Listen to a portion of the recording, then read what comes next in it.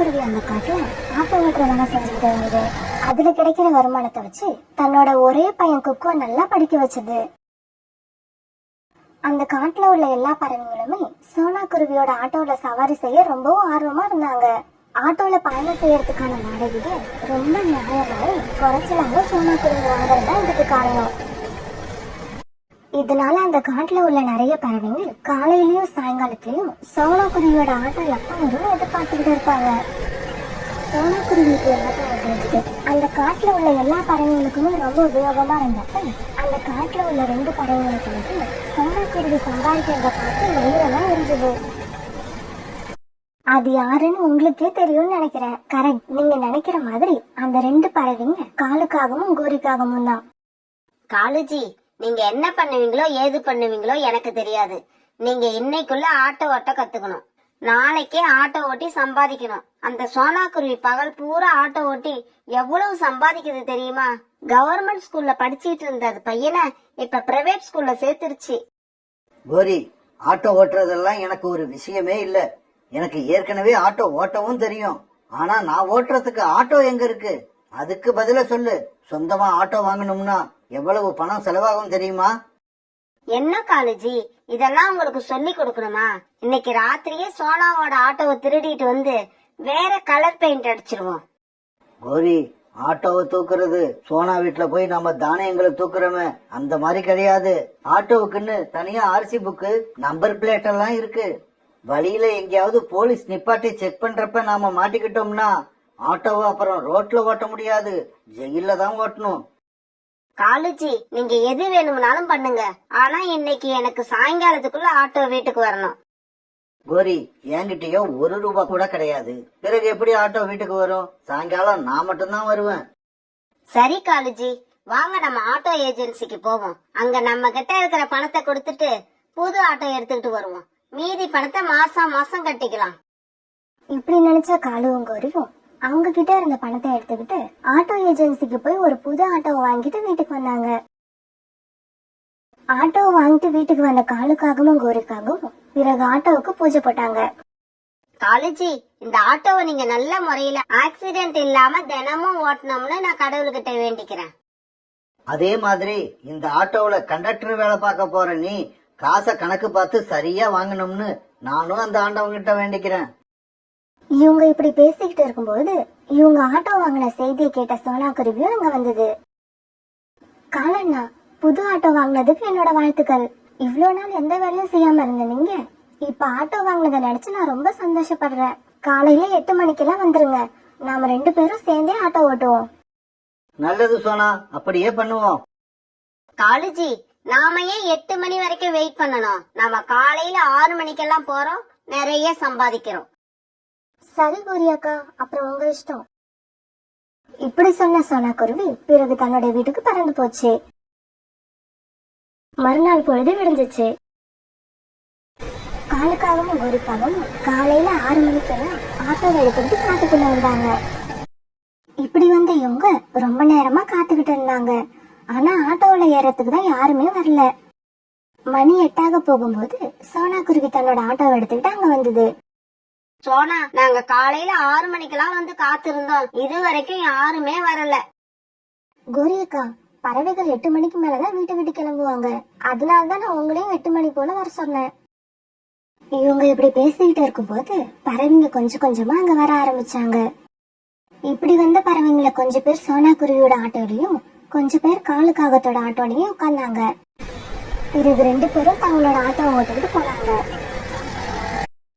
நிறுத்துங்க நிறுத்துங்க, ஆட்டோவை நிறுத்துங்க, நாங்க இங்கதான் இறங்கணும். இப்படி சொன்ன பறவைகள் 2 பேரும் அந்த இடத்துல இறங்குனாங்க. இந்தாங்க என்னோட 10 ரூபாய். இது என்னோடது. என்னது, 2 பேரும் 10 ரூபாய் கொடுக்குறீங்க? நம்ம ஆட்டோல ஒரு ஆளுக்கு 20 ரூபாய். அதனால நீங்க 2 பேரும் இன்னும் 10 ரூபாய் எடுங்க. சோனா குருவி எப்பயுமே என்கிட்ட 10 ரூபாய் தான் வாங்கும். நீங்க ஏன் இவ்வளவு அதிகமா வாங்குறீங்க? சோனா குருவி வச்சிருக்கிறது ஆட்டோவே இல்ல, அது இத்து போன இரும்பு. எங்க ஆட்டோவை பாருங்க, எவ்வளவு புதுசா இருக்கு. இது புதுசா இருக்கிறதால சோனாவோட ஆட்டோ வர்றதுக்கு 10 நிமிஷத்துக்கு முன்னாடியே இந்த ஆட்டோ வந்து சேர்ந்துடும். பிறகு காலுக்காகத்தோட ஆட்டோல வந்த பறவைகள் 2 பேரும் இன்னும் 10 ரூபாய கொடுத்துட்டு போனாங்க. நண்பரே, நாம இனிமே இந்த காலுக்காகத்தோட ஆட்டோவுல ஏறவே கூடாது. ஆமா ஆமா, நானும் அததான் நினைச்சுக்கிட்டு இருந்தேன். சோனா குருவியோட ஆட்டோவுல நியாயமான வாடகை வாங்குது, இந்த ஆட்டோவுல அநியாயமா 2 மடங்கு வாங்குறாங்க. கோரி இங்க பாரு, முதல் நாளே நமக்கு எவ்வளவு வருமானம் வந்திருக்கு. காலுஜி, என்னோட ஐடியா எப்படி வேலை செய்து பாத்தீங்களா? பிறகு காலுவும் கோரியும் படுத்து தூங்கினாங்க. மறுநாள் பொழுது விடிஞ்சிச்சு. காலையிலேயே காட்டுக்குள்ள போய் காலுவும் கோரியும் பயணங்களுக்காக வெயிட் பண்ணிட்டு இருந்தாங்க. ஆனா இன்னைக்கு காலுக்காகத்தோட ஆட்டோல யாருமே ஏறல. எல்லாருமே இன்னைக்கு சோனா ஆட்டோல தான் பயணம் பண்ணாங்க. காலுஜி, இன்னைக்கு எல்லா பறவைகளுக்கும் என்ன வந்தது? ஒரு பறவை கூட நம்ம ஆட்டோல ஏறல. என்ன காரணம்? கோரி, நாம இந்த ஆட்டோ புது ஆட்டோன்னு சொல்லி 2 மடங்கு வாடகை வசூல் பண்றோம். அதனாலதான் எந்த பறவைகளுமே நம்ம ஆட்டோவுல ஏறல. எல்லாருமே சோனா குருவி ஆட்டோவுல போயிட்டாங்க. காலுஜி, எல்லா பறவைகளையும் நம்ம ஆட்டோல ஏற வைக்க இப்ப என்ன வழி? நாமளும் இனி சோனா குருவி மாதிரியே எல்லார்கிட்டயும் 10 ரூபாய் வாங்கினா நம்ம ஆட்டோலயும் கொஞ்சம் பேர் ஏறுவாங்க. காலுஜி, எனக்கு இந்த ஐடியாவில இஷ்டம் இல்ல. நம்ம வாடகையை குறைக்கவும் கூடாது, ஆனா எல்லா பறவைகளும் நம்ம ஆட்டோல வந்து ஏறணும். இதுக்கு என்ன வழின்னு யோசிங்க. அது எப்படி கோரி? சோனா 10 ரூபாய்க்கு எல்லாரையும் ஏத்தும் போது அதுல ஏறாம 20 ரூபாய் வாங்குற நம்ம கிட்ட எப்படி வருவாங்க? நீங்க சொல்றது நானும் ஒத்துக்கிறேன் காலுஜி. ஆனா சோனா ஆட்டோ ஓட்டலன்னா எல்லாரும் நம்ம ஆட்டோல ஏறிதானே ஆகணும். என்ன கோரி, நீ என்ன பேசுற? நம்ம ஆட்டோவுல எல்லாரும் ஏறுறதுக்காக சோனா ஆட்டோ ஓட்டுறத நிப்பாட்டிடுமா? அதுவா நிறுத்தாது காலுஜி, நாம தான் நிறுத்த வைக்கணும். எப்படி? இன்னைக்கு ராத்திரி சோனாவோட ஆட்டோ டயரை பஞ்சர் பண்ணிடுவோம். அப்புறம் பாப்போம் இன்னைக்கு நம்ம ஆட்டோல ஏறாத பறவைகள் எல்லாம் நாளைக்கு எந்த ஆட்டோல ஏறுதுன்னு. இப்படி பேசிக்கிட்ட காலுவும் கோரியும் அன்னைக்கு ராத்திரி சோனா வீட்டு வாசல்ல நின்று ஆட்டோவை பஞ்சர் பண்ணாங்க. மறுநாள் பொழுது விடிஞ்சிச்சு. காலையில 8 மணிக்கு எப்போதும் போல ஆட்டோவை எடுக்க வந்த சோனா குருவி டயர் பஞ்சர் ஆனதை பார்த்துட்டு ரொம்பவும் கவலைப்பட்டது. அடடா, டயர் பஞ்சர் ஆயிடுச்சு.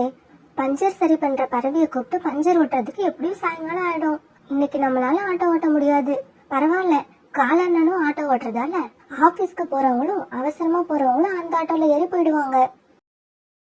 சோனா இங்க இந்த மாதிரி நினைச்சுக்கிட்டு இருக்க, அங்க நிறைய பறவைகள் சோனாவோட ஆட்டோவுக்காக வெயிட் பண்ணிக்கிட்டு இருந்தாங்க. மணி 8க்கு மேல ஆயிடுச்சு, இன்னும் என்ன சோனாவை காணோம். எனக்கு வேற ஆபீஸ்க்கு டைம் ஆகுது.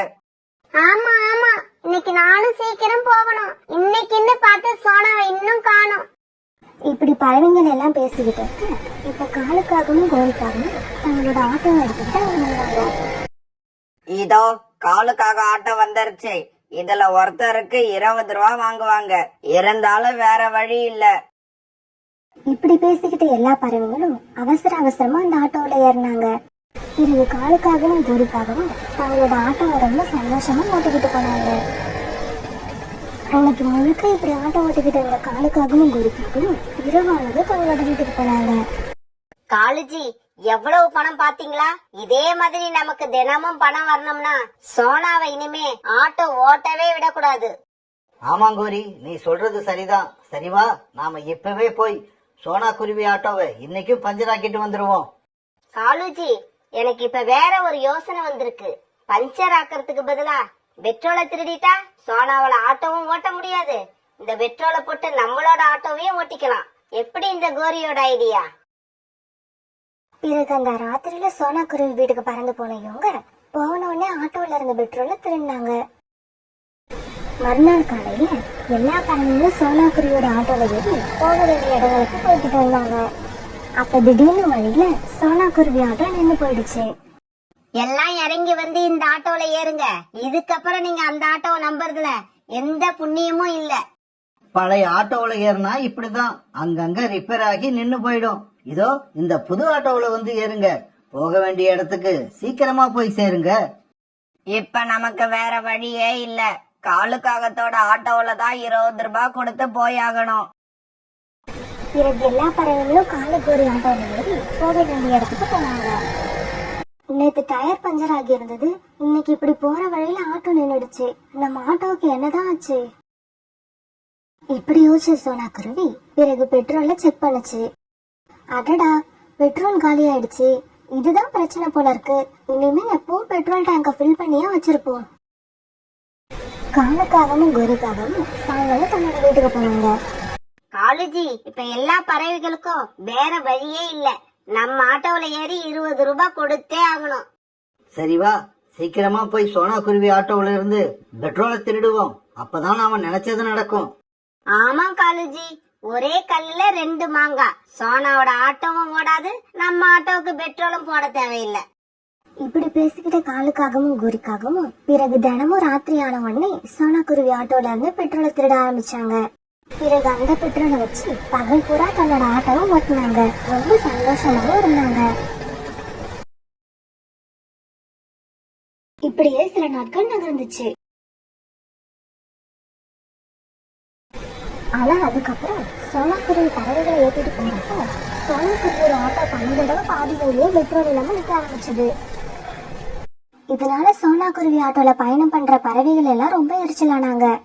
சோனா, நீ உன்னோட வருமானத்தை மட்டும் பார்க்காத, ஆட்டோவுக்கும் அப்பப்ப ஏதாவது செலவு பண்ணணும். அப்பதான் ஆட்டோ நிக்காம ஓடும்.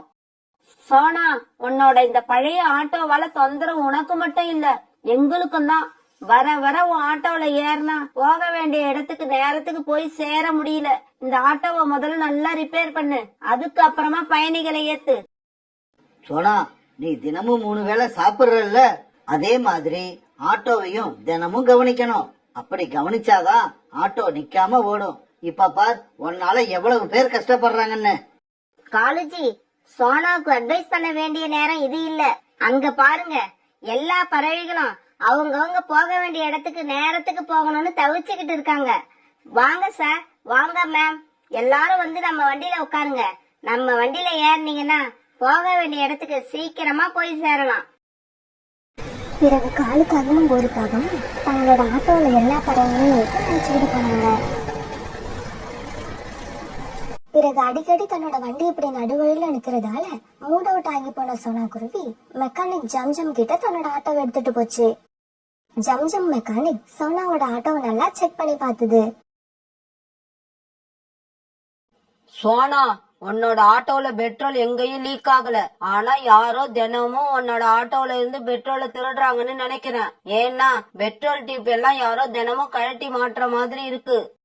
அப்படியா? அப்ப என் வண்டி தினமும் நடுவழியில நிக்க இதான் காரணமா? ஆமா ஆமா, அதுதான் காரணம். நான் சொல்றபடி நீ செய்.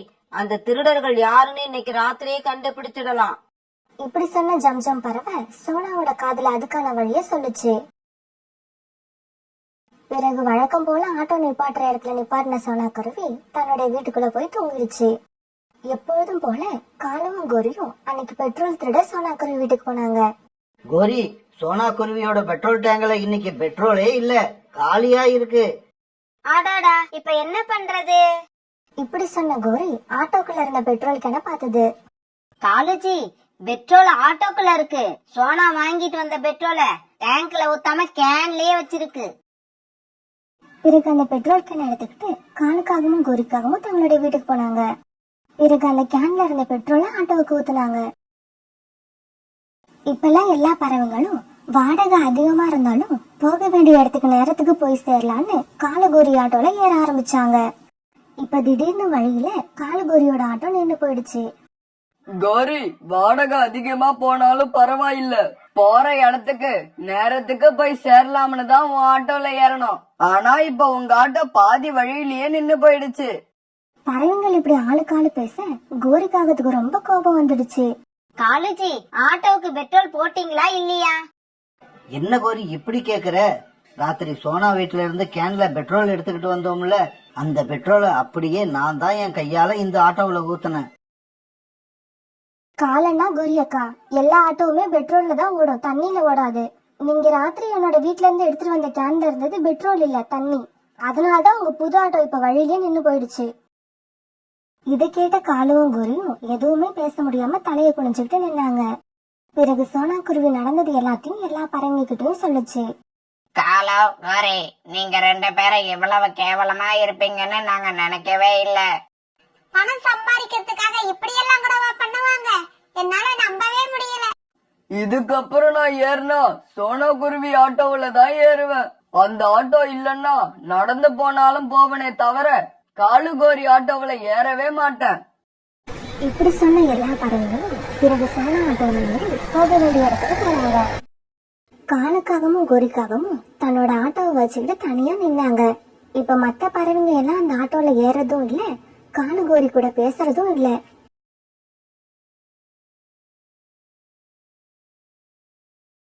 தூரமா இருந்த ஒரு காட்டுல ராணா குருவியும் சோனா குருவியும் சின்னதா அழகா இருந்த ஒரு கூட்டுல வாழ்ந்து வந்தாங்க. சோனா குருவி கொஞ்ச நாளைக்கு முன்னாடிதான் ஒரு முட்டை இட்டு இருந்தது. அதனால ராணா குருவியும் சோனா குருவியும் ரொம்பவும் சந்தோஷமா இருந்தாங்க. அந்த முட்டைய ரொம்பவும் கவனமா பாத்துக்கிட்டாங்க. ஏன்னா முட்டையில இருந்து குழந்தை வெளிவர போற நேரம் அது. ராணா குருவி உணவு தேட வெளியில போனதுக்கு அப்புறம் சோனா குருவி அந்த முட்டையோட பாதுகாப்புல ரொம்பவும் கவனமா இருக்கும். சில சமயங்கள்ல முட்டைக்கு பக்கத்துல போய் உட்காந்து தனக்கு தானே பேச ஆரம்பிக்கும். இந்த முட்டையில இருந்து ஆண் குழந்தை வெளிவந்தா குக்குன்னு பேர் வைப்பேன், பெண் குழந்தை பிறந்தா பியூட்டின்னு பேர் வைப்பேன். அந்த குழந்தைய நான் ரொம்பவும் பாதுகாப்பா வளர்ப்பேன். அதோட ஒவ்வொரு தேவையையும் பார்த்து பார்த்து பூர்த்தி பண்ணுவேன். இனிப்பான பழங்களா தேடி கொண்டு வந்து என்னுடைய குழந்தைக்கு கொடுப்பேன். சோனா இப்படி உட்காந்து தனக்கு தானே பேசிக்கிட்டு இருக்கப்ப திடீர்னு ஒரு கழுகோட சத்தம் கேட்க பயந்து போன சோனா குருவி அந்த சத்தம் வந்த திசைய பார்த்தது. சோனா குருவி இப்படி பார்த்தப்ப தூரத்திலும் ஒரு கழுகு பறந்து வர்றது தெரிஞ்சது. அந்த கழுகை பார்த்து ரொம்பவும் பயந்து போன சோனா கூட்டுல இருந்த முட்டைய கூட்டுல இருந்த சின்ன பள்ளத்துக்குள்ள மறைச்சு வச்சது. முட்டையை இப்படி மறைச்சு வச்ச சோனா குருவி பிறகு தானும் மரத்துல அந்த இலைகளுக்குள்ள மறைஞ்சுக்கிட்டு அந்த கழுகு என்ன செய்யுதுன்னு பார்க்க ஆரம்பிச்சது. இப்ப பறந்து வந்த கழுகு சோனா குருவியோட கூட்டுக்கு பக்கத்துல இருந்த மரத்துல வந்து உட்கார்ந்தது. என்ன இது, காலையிலேந்து இவ்வளவு நேரம் பறந்து பார்த்துட்டேன், எந்த உணவுமே கிடைக்கல. பாக்குற எல்லா கூடுகளுமே காலியா இருக்கு. எல்லா குருவிகளும் உணவு தேட போயிருப்பாங்கன்னு நினைக்கிறேன். இருக்கட்டும் இருக்கட்டும், நாளைக்கு இதை விட சீக்கிரமா வந்து பார்க்கணும். அப்பதான் நமக்கு முட்டைகளும் சின்ன பறவைகளும் கிடைக்கும். இப்படி தனக்கு தானே சொல்லிக்கிட்ட கழுகு பிறகு அந்த இடத்த விட்டு பறந்து போச்சு. கழுகு அந்த இடத்த விட்டு பறந்து போனதை பார்த்த சோனா குருவி கூட்டுக்கு வந்து நிம்மதியா பெருமூச்சு விட்டது. கழுகு கிட்ட இருந்து இந்த தடவை என்னோட முட்டையை காப்பாத்திட்டேன், ஆனா எப்பவுமே காப்பாத்த முடியுமாங்கிறது சந்தேகம்தான். இந்த கழுகு என்னோட கூட்டை நல்லா பாத்துருச்சு. இதுக்கப்புறம் என்னோட முட்டை அது கண்ணுல இருந்து தப்பிக்கிறது ரொம்பவும் கஷ்டம். சோனா குருவி இப்படி யோசிச்சுக்கிட்டு இருக்கும்போது ராணா குருவி உணவு எடுத்துக்கிட்டு திரும்பி வந்துகிட்டு இருந்தது. பிறகு தன்னோட கூட்டுக்கு வந்து சேர்ந்த ராணா குருவி கிட்ட சோனா குருவி நடந்தது எல்லாத்தையும் சொல்லுச்சு. ராணாஜி, அந்த கழுகு நம்ம கூடு வரைக்கும் வந்துருச்சு. நாம இதுக்கப்புறம் இங்க இருக்கிறது ஆபத்து. நல்ல பாதுகாப்பான இடமா பார்த்து நம்ம உடனே வேற ஒரு கூட்டை கட்டி ஆகணும். அப்பதான் நம்ம பாதுகாப்பா இருக்க முடியும், நம்மளோட முட்டையையும் பாதுகாப்பா வச்சுக்க முடியும். சோனா, நீ சொல்றது உண்மைதான். அந்த கழுகு மறுபடியும் இந்த பக்கம் பறந்து வந்தா அதோட பார்வை நம்ம கூட்டுல படாம இருக்காது. அது சரி, நம்ம வேற இடத்துல கூடு கட்டுற வரைக்கும் முட்டைய எங்க பாதுகாப்பா வச்சிருக்கிறது? இதோ இந்த கூட்டுக்குள்ளேயே ஒரு சின்ன பள்ளம் இருக்கு. கழுகு வரப்ப அங்கதான் நம்ம முட்டைய மறைச்சு வச்சிருந்தேன். அங்கேயே வச்சுட்டு போவோம். கூடு கட்டி முடிச்சதுக்கு அப்புறம் வந்து முட்டையை எடுத்துட்டு போலாம். இப்படி பேசிக்கிட்டு சோனா குருவியும் ராணா குருவியும் பிறகு கூடு கட்ட பாதுகாப்பான இடத்த நோக்கி பறந்து போனாங்க. இப்படி போன இவங்க தாங்க நினைச்ச மாதிரியே ஒரு பாதுகாப்பான மரத்தை தேர்ந்தெடுத்து அதுல கூடு கட்டவும் ஆரம்பிச்சாங்க. காலுஜி, ஓய் காலுஜி, சீக்கிரமா எழுந்திருங்க. நான் எங்க அம்மா வீட்டுக்கு கிளம்பிட்டேன். இப்ப போறேனா இன்னைக்கு ராத்திரி தான் எங்க அம்மா வீட்ல இருந்து திரும்பி வருவேன். கோரி, நீ இன்னைக்கு ராத்திரி வா இல்ல நாளைக்கு ராத்திரி வா, அது எனக்கு பிரச்சனையே இல்ல. நான் இப்ப எழுந்திருச்ச உடனே எனக்கு சாப்பிட என்ன இருக்கு அத சொல்லு முதல்ல. காலுஜி, நம்ம வீட்ல இப்ப காஞ்ச தானியங்கள் கூட இல்ல. நீங்க இப்படி படுத்துக்கிட்டே இருந்தா உணவு எப்படி வீட்டுக்கு வரும்? கோரி, எனக்கு அதெல்லாம் தெரியாது. எனக்கு இப்ப ஏதாவது காலையில சாப்பிட உணவு தேடி வச்சுட்டு நீ உங்க அம்மா வீட்டுக்கு கிளம்பு. இல்லன்னா வீட்லயே இரு, அடுத்த வாரம் போய்க்கலாம். காலுஜி, நீங்க இப்படி சமயம் பார்த்து கழுத்தா இருப்பீங்கன்னு எனக்கு நல்லா தெரியும். என்னோட தலை எழுத்து எதையாவது தேடி கொண்டு வந்து வச்சுட்டு நான் அப்புறம் கிளம்புறேன் எங்க அம்மா வீட்டுக்கு. இப்படி கோரிக்காகம் கோபமா சொல்லிட்டு உணவு தேட பறந்து போச்சு. இப்படி பறந்து போன கோரிக்காகும் நிறைய இடங்கள்ல உணவு தேடியும் உணவே கிடைக்கல. இதனால களைச்சு போன கோரிக்காகும் சோனா குருவி கூட்டுக்கிட்ட வந்து உட்கார்ந்தது. அப்ப கோரிக்காகத்தோட பார்வை சோனா குருவி தன்னோட கூட்டுல மறைச்சு வச்சிருந்த முட்டைய பார்த்தது. என்ன இது, யாரோ முட்டைய மறைச்சு வச்சிருக்க மாதிரி இருக்கு. இப்படி யோசிச்ச கோரிக்காவும் தன்னோட அழகால அந்த முட்டைய வெளியே எடுத்தது. இந்த காலத்து பறவைங்க தங்களுடைய முட்டைய மறைச்சு வைக்க புதுசு புதுசா டெக்னிக் கண்டுபிடிச்சிருக்காங்க. இருந்தாலும் இந்த கோரி கிட்ட எதுவும் வேலைக்கு ஆகாது. மறைஞ்சிருந்த முட்டைய தோண்டி எடுத்தனா இல்லையா? இப்படி தன்னை பத்தி தானே பெருமையா நினைச்சுக்கிட்ட கோரிக்காகும் பிறகு சோனா குருவியோட முட்டையை எடுத்துக்கிட்டு தன்னோட வீட்டை நோக்கி பறந்து போச்சு. வீட்டுக்கு போன கோரிக்காகும் முட்டைய வீட்டுல வச்சுட்டு காலுக்காகத்துக்கிட்ட இப்படி சொல்லுச்சு. காலுஜி, உங்களுக்காகவே ஸ்பெஷலா குருவியோட முட்டையை தேடி கண்டுபிடிச்சு கொண்டு வந்திருக்கேன். இத சாப்பிட்டுட்டு மறுபடியும் படுத்து தூங்குங்க. நான் ராத்திரி வந்து எழுப்பி விடுறேன். இப்படி சொன்ன கோரிக்காகும் தன்னோட அம்மா வீட்டுக்கு பறந்து போச்சு. ஆனா காலுக்காகும் கண்ணை கூட விழிச்சு பார்க்காம தொடர்ந்து தூங்கிக்கிட்டே இருந்தது. இப்ப சோனா குருவியும் ராணா குருவியும் சேர்ந்து ஒரு அழகான கூட்டை கட்டி முடிச்சிருந்தாங்க. ராணாஜி, நீங்க எங்கேயே இருங்க, நான் போய் நம்மளோட முட்டையை எடுத்துட்டு வந்துடுறேன். இப்படி சொன்ன சோனா குருவி தன்னுடைய கூட்டு நோக்கி பறந்து போச்சு. தன்னோட கூட்டுக்கு போன சோனா குருவி முட்டை கூட்டுல இல்லைன்னு தெரிஞ்ச உடனே அழ ஆரம்பிச்சிருச்சு.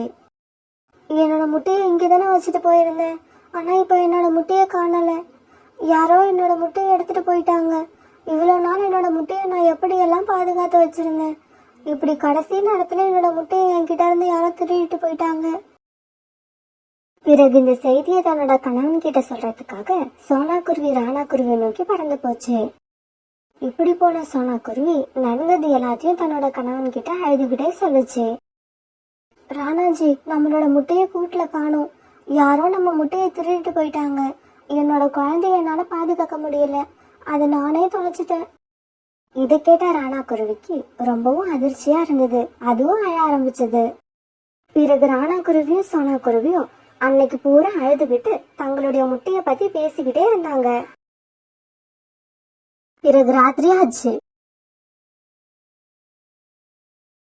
ஆனா ராணா குருவியும் சோனா குருவியும் எதுவும் சாப்பிடாம காணாம போன தங்களுடைய முட்டைய பத்தி நினைச்சுக்கிட்டே உட்கார்ந்துருந்தாங்க. அம்மா வீட்டுக்கு போயிருந்த கோரிக்காகவும் ராத்திரி ஆனதும் தன்னோட வீட்டுக்கு திரும்பி வந்துச்சு. அது திரும்பி வர வரைக்கும் காலுக்காகம் தூங்கிக்கிட்டே இருந்தது. பக்கத்துல இருந்த கூட்டுல கோரிக்காக வச்சுட்டு போன சோனா குருவியோட முட்டையும் அப்படியே இருந்தது. காலுஜி, எழுந்திருங்க காலுஜி. இன்னும் இந்த முட்டைய சாப்பிடாம கூட தூங்கிக்கிட்டே இருக்கீங்க. இப்படி ஒரு தூக்கம் உங்களுக்கு எங்க இருந்துதான் வந்ததுன்னே தெரியல. கோரி இப்படி கத்த காலுக்காக அவசர அவசரமா எழுந்திருச்சு. என்ன கோரி இப்படி பண்ணிட்ட? நல்ல சமயத்துல நீ என்ன வந்து எழுப்பிட்ட தெரியுமா? அருமையான கனவு கண்டுகிட்டு இருந்த. இப்படி காலுக்காகத்து கூட பேசிக்கிட்டு இருந்த கோரிக்காகத்தோட பார்வை அந்த முட்டையே பார்த்தது. கோரிக்காகம் பார்த்தப்ப அந்த முட்டை லேசா ஆட ஆரம்பிச்சது. அத பார்த்த கோரிக்காகமும் ரொம்பவும் வருத்தமா காலுக்காகத்துக்கிட்ட இப்படி சொல்லுச்சு. காலுஜி, இதுக்கப்புறம் நீங்க இந்த முட்டைய குடிக்க முடியாது. ஏன்னா இந்த முட்டையில குழந்தை உண்டாயிருச்சுன்னு நினைக்கிறேன். அதனாலதான் அந்த குழந்தை அசைகிறப்ப இந்த முட்டை ஆடிக்கிட்டே இருக்கு. அடடா, அப்படியா? சரி, இப்ப இந்த முட்டைய என்ன பண்றது? இந்த முட்டைய வேற என்ன பண்ண முடியும்?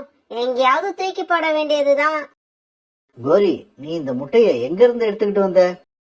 நதிக்கு பக்கத்துல ஒரு பெரிய மரம் இருக்குல்ல, அந்த மரத்துல உள்ள கூட்டுல இருந்துதான் நான் இந்த முட்டையை எடுத்துக்கிட்டு வந்தேன். சரி சரி, இந்த முட்டை இப்ப இங்கேயே இருக்கட்டும். காலையில தூக்கி வெளியில போட்டுக்கலாம். நீ படுத்து தூங்கு. காலுக்காக இப்படி சொல்லிக்கிட்டே படுக்க கோரிக்காகவும் தன்னோட கூட்டுல படுத்தது. பிறகு 2 பேரும் தூங்க ஆரம்பிச்சாங்க. மறுநாள் பொழுது விடிஞ்சிச்சு. காலையில கண் வச்ச ராணா குருவி சோனா குருவி கிட்ட இப்படி சொல்லுச்சு. சோனா, தைரியமா இரு. நடக்கிறதெல்லாம் நம்ம நன்மைக்கேன்னு நினைச்சுக்க. கடவுள் கண்டிப்பா நமக்கு மறுபடியும் ஒரு முட்டை கொடுப்பாரு. அதுல இருந்து நமக்கு குழந்தை பிறக்கும். அந்த குழந்தை கூட நாம சந்தோஷமா வாழ்க்கை நடத்துவோம். இப்படி சோனா குருவிக்கு ஆறுதல் சொல்ல ராணா குருவி பிறகு உணவு தேட பறந்து போச்சு. காலையில சீக்கிரமா கண் வச்ச காலுக்காக இப்படி நினைச்சது. இந்த முட்டை பாவம் எந்த பறவையோடதுன்னு தெரியல. அதனால நாம இத தூக்கி எறியாம கோரி எந்த கூட்டுல இருந்து எடுத்துச்சோ அங்கேயே கொண்டு போய் வச்சிருவோம். அதுக்கப்புறம் இந்த முட்டையோட தலைவிதி என்னவோ அப்படி நடக்கட்டும். இப்படி நினைச்ச காலுக்காகவும் முட்டையை எடுத்துக்கிட்டு வீட்டை விட்டு வெளியே பறந்து போச்சு. முட்டையை எடுத்துக்கிட்டு போன காலுக்காகவும் சோனா குருவியோட பழைய கூட்டுல முட்டையை கொண்டு போய் வச்சிருச்சு. இப்படி முட்டைய வச்ச காலுக்காக அங்க இருந்து கிளம்ப நினைக்கிறப்ப உணவை எடுத்துக்கிட்டு திரும்பி வந்த ராணா குருவி தங்களுடைய பழைய கூட்டுல ஒரு காகமும் முட்டையும் இருக்கிறத பார்த்துட்டு அங்க வந்தது. காகமே, நீ யாரு? எதுக்கு இந்த கூட்டுல உட்கார்ந்து இந்த முட்டை யாரோடது? ராணா குருவி இப்படி வரிசையா கேள்வி கேட்ட உடனே காலுக்காகத்துக்கு கோபம் வந்துருச்சு. இங்க பாரு குருவி, நீ இப்படி வரிசையா கேள்வி கேட்டா எனக்கு ரொம்ப கோபம் வந்துரும். அதனால எந்த கேள்வி கேட்கறதா இருந்தாலும் பொறுமையா கேளு. இல்ல காகமே, தயவு செய்து என் மேல கோபப்படாத. இந்த கூடு எங்களோடதுதான். நேத்து எங்களோட முட்டை ஒண்ணு இந்த கூட்டுல இருந்து காணாம போயிடுச்சு. அதனால என் மனைவி ரொம்பவும் சோகத்துல இருக்கா. இந்த முட்டை தொலைஞ்சு போன எங்களோட முட்டையா இருக்குமோங்கிற சந்தேகத்துலதான் உன்னை இப்படி அடுக்கடுக்கா கேள்வி கேட்டேன். காலுக்காகத்துக்கு இப்ப ராணா குருவியோட முட்டை தான் இந்த முட்டைன்னு தெளிவா புரிஞ்சிருச்சு. இருந்தாலும் முட்டையை எடுத்துட்டு போனது தன்னோட மனைவிதான்னு ராணா குருவி கிட்ட காட்டிக்க விரும்பாத காலுக்காகவும் இப்படி பேச ஆரம்பிச்சது. குருவி, இந்த முட்டை நான் வர்ற வழியில ஒரு மரத்துல யாரும் இல்லாம தனியா இருந்தது. அதனால அதை நான் எடுத்துக்கிட்டு வந்தேன். உனக்கு வேணும்னா இந்த முட்டையை கொடுக்க நான் தயாரா இருக்கேன். ஆனா அதுக்கு பதிலா உன்கிட்ட இருக்க அந்த இனிப்பான பழங்களை நீ எனக்கு தரணும். இந்த முட்டைய பார்க்க குருவி முட்டை போலதான் இருக்கு. இந்த காகம் சொல்ற மாதிரியே பழங்களை கொடுத்துட்டு இந்த முட்டைய வாங்கிக்கிட்டு போய் சோனா கிட்ட கொடுப்போம். இந்த முட்டைய பார்த்தா சோர்ந்து போயிருக்க சோனாவோட மனசுக்கு கொஞ்சமாவது ஆறுதல் கிடைக்கும். பிறகு தான் கிட்ட உள்ள பழங்களை காலுக்காகத்துக்கிட்ட கொடுக்க காலுக்காக அந்த முட்டையை ராணா குருவி கிட்ட கொடுத்தது. பிறகு ராணா குருவி அந்த முட்டையை எடுத்துக்கிட்டு தன்னோட கூட்டுக்கு பறந்து போச்சு.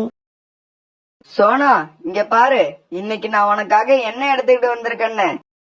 முட்டைய பார்த்த சோனா குருவிக்கு ரொம்ப ஆச்சரியமாயிடுச்சு. என்னங்க இது, முட்டையா? இது யாரோட முட்டை? சோனா, உணவு தேட போன எனக்கு இன்னைக்கு இனிப்பான பழங்கள் கிடைச்சது. அந்த பழங்களை எடுத்துக்கிட்டு நான் திரும்பி வந்துகிட்டு இருந்தப்ப நம்மளோட பழைய கூட்டுல ஒரு காகம் இந்த முட்டைய வச்சுக்கிட்டு உக்காந்து இருந்தது. இப்படி முட்டை கிடைச்ச கதைய சொல்ல ஆரம்பிச்ச ராணா குருவி முழு கதையும் சோனா குருவி கிட்ட சொல்லி முடிச்சது. பிறகு கொஞ்ச நேரம் அந்த முட்டையே உத்து பார்த்த சோனா குருவி திடீர்னு சந்தோஷத்துல குதிக்க ஆரம்பிச்சது. ராணாஜி, இந்த முட்டை நம்ம முட்டை தான். நம்ம முட்டை நமக்கே திரும்பி கிடைச்சிருச்சு. சோனா, உண்மையாதான் சொல்றியா? இது நம்மளோட முட்டை தானா? என்னங்க, ஒரு நாள்ல தூங்குற நேரம் தவிர மீதி எல்லா நேரமும் முட்டையே பாத்துக்கிட்டு இருக்க அம்மாவுக்கு தன்னோட முட்டை எதுன்னு அடையாளம் தெரியாதா? எந்த அம்மாவாலையும் தன்னோட முட்டைய மறக்க முடியாது. பிறகு சோனா குருவியும் ராணா குருவியும் அன்னைக்கு பூரா முட்டை கிடைச்சத பத்தி ரொம்பவும் சந்தோஷமா பேசிக்கிட்டு இருந்தாங்க. இப்படியே சில நாட்கள் நகர்ந்துச்சு. பிறகு ஒரு நாள் அந்த முட்டையில இருந்து அழகான குருவி குழந்தை வெளியில வந்தது. அதை பார்த்த ராணா குருவியும் சோனா குருவியும் ரொம்ப சந்தோஷப்பட்டாங்க. சோனா குருவி தான் நினைச்ச மாதிரியே அந்த ஆண் குழந்தைக்கு குக்குன்னு பேர் வச்சது. பிறகு அந்த குருவி குடும்பம் வாழ்க்கை பூரா ரொம்பவும் சந்தோஷமா வாழ்ந்தாங்க.